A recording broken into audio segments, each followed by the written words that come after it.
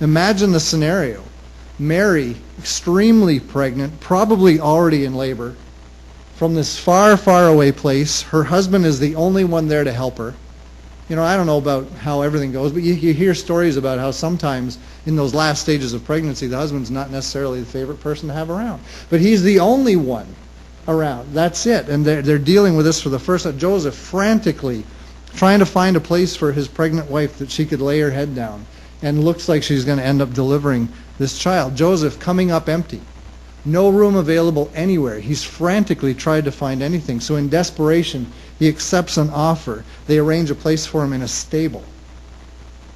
You know, childbirth in and of itself is enough to worry about, particularly in those days, particularly with the first child.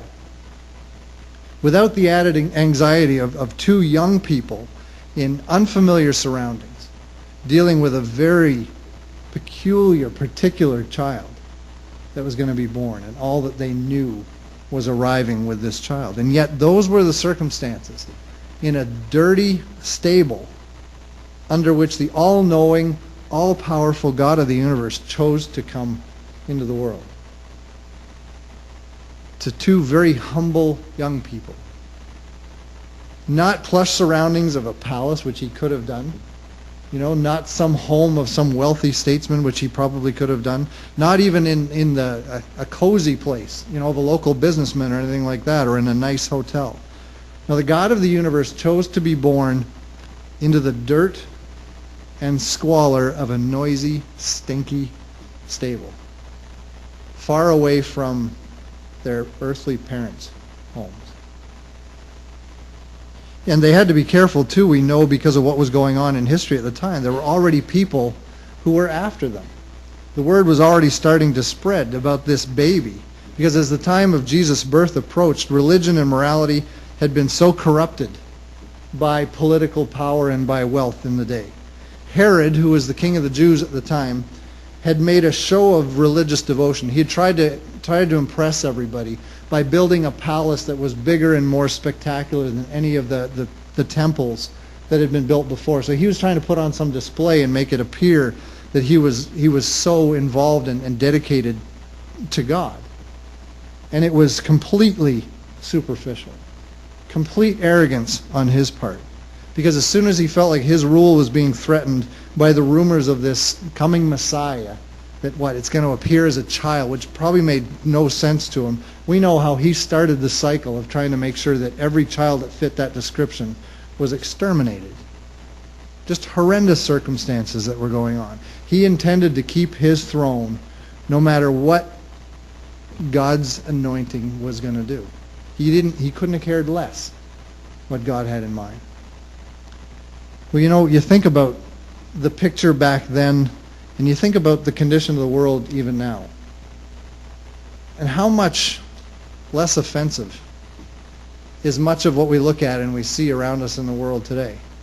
You know, we'd like to get into the Christmas spirit, I think, by romanticizing the story of Jesus' birth, but the reality of Jesus' birth is quite different than some cozy thing. And even of some of the songs, Kevin and I were talking about that, some of the songs that we've just typically sung over the years. No crying he made.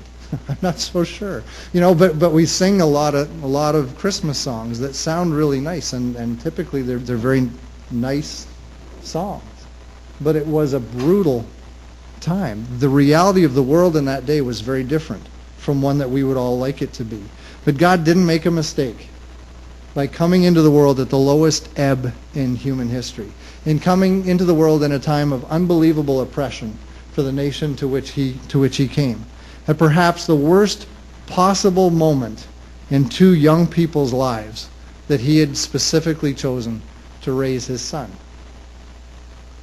It's exactly the same for some of us. That maybe at the very lowest ebb in our life is when we've needed to experience God's presence the most. It's exactly those times where everything seems to be going wrong in our world, and maybe even in our own personal lives, that God has a way of unexpectedly showing up and revealing himself in some deeply moving and transforming ways. God didn't come into the world to share a few laughs with us and enjoy a quiet, comfortable life. You know, read the story about Jesus. There's no comfortable, easy ride going. He had a good time. He enjoyed his friends, but God came into the world first and foremost to rescue us from everything that has potential to destroy and damage us. God came into the world to save the entire human race from destroying itself, because we were so consumed in our own selfishness and greed and making sure we were doing everything to protect ourselves at the expense of everyone else. And God came to shatter that. And God comes into our own personal lives and our own personal worlds to save us from individually going off in the wrong directions and ruining our lives. Think about Jesus' life and how much of his ministry did he spend trying to bring light to people who were in darkness. What did he do with the religious leaders of the day? Now, these are the people that should have been showing people the way to God, should have been introducing people to the heavenly God, but instead they were pushing people away. They were putting such heavy burdens on people that there was no way people could possibly do it. They were creating 7 and 8 layers of laws above the original law of God to make sure people stayed right on track the way they were supposed to. So they were loading on people things that were too heavy to bear and not lifting a single finger to help people out. You can read about that in Matthew chapter 23. And at the time of Jesus' birth, we're looking again at a tremendously dark time in the history of the world. The Lord had tried sending prophets. We read from Isaiah. God had tried sending prophets. He tried sending priests. None of that had ever worked. It had helped for a little while, but before long the people kept slipping into the stuff that they were doing before and slipping into the same kind of darkness. And the Lord finally said, I just found this verse, I'd read it before, but Isaiah 41, verse 28 says, I looked, this is God speaking, I looked and there was no man. There was no one that I could send. And therefore with my own arm I came to save the people, to lead the people. Those are God's words about the condition of the world and prophets that he kept sending in, and the prophets kept being destroyed. But there came a time when only God's personal presence in the world could bring us out of the great darkness that we had plunged ourselves into. We talk about Christmas being a season of light. Well, it really was. And it really is. By now most of us, I think, have gotten used to the busyness of Christmas. Some of us can't wait for it to get here. Some of us almost dread it because there's 1,000,001 things that we have to do. There are the lights, and there are the trees, and there's the shopping, and there's the presents, and there's the getting ready for family to come in or getting ready to go to families. And if you're in our boat, trying to figure out what to do with your dogs when you go to your, there's so many different details to work out. And then somewhere in there we mix it. We got to make sure we concentrate on the original story of Christmas, but there's baking to do and there's things to prepare. There's just so much to do. We get used to it. It becomes almost routine. We're used to the Christmas routine, both the religious and the non-religious side of that. But is there a danger of getting too used to it? If you think about the passage we read, particularly the one from John, Christmas is based on an absolutely outrageous claim.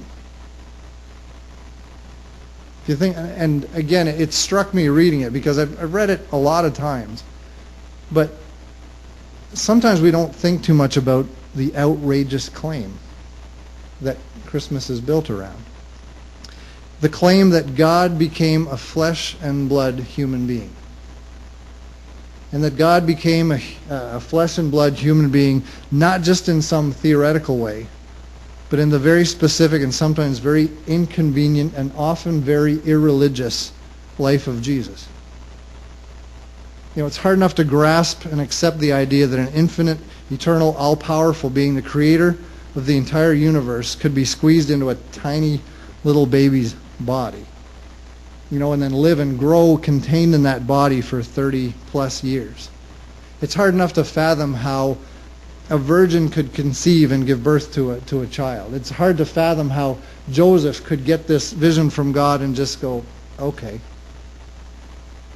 Imagine what thoughts went through his mind after that dream and after what God was asking him to do. It says he was a really good man. He was an upright man. He was a righteous man. And so his whole plan, when he realized what was going on, was to divorce her. He could have had her stoned. That's what most would have done in that day. He could have had her executed that way for being an embarrassment to him and his family. That was traditionally what happened. Joseph was a good man, and so he had decided, that's not what I'm going to do. I'm going to do this secretly and quietly and protect her, and then try to figure out how to move on with my life. And you think about the things that they were being asked to do. It's hard enough to fathom this claim about Christmas and about faith. It becomes almost more difficult sometimes when we actually read the Gospels and find out how Jesus' life as he grew was full of confusing and sometimes really strange things that he said to people, strange actions that he made.